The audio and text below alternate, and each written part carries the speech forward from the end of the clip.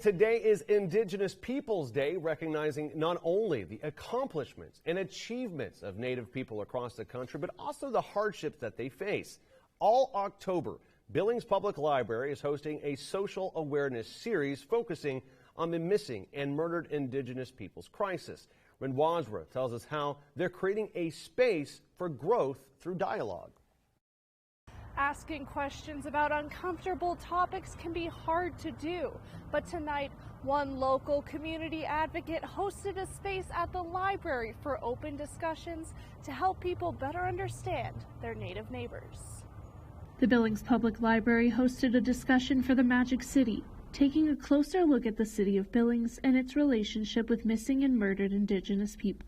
It began with a presentation that focused on tough topics like the regional implications and impacts of the M.M.I.P crisis in Montana, specifically with how the issue affects men, since they're often left out of the discussion. A large portion of the meeting featured a questions and answer session, where visitors could openly ask questions they may feel uncomfortable to ask in other situations. Organizers from M.M.I.P Billings hope the event could act as a gateway to help both get people informed and involved with more things related to Native Americans. Because a lot of times what I'm finding in Billings is there's a lack of access to Indigenous, not only knowledge, but events.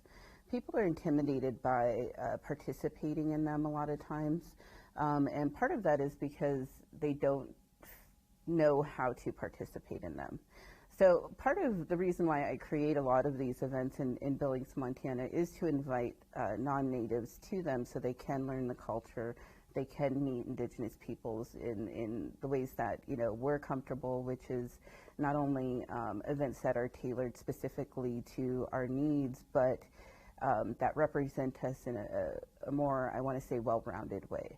The event finished with a vigil in honor of recently lost Billings men, and participants were invited to share their personal M.M.I.P connections. Sleeper says she hopes to further open the discussion not just here in Billings, but on a national and even global level for all people who may be missing someone.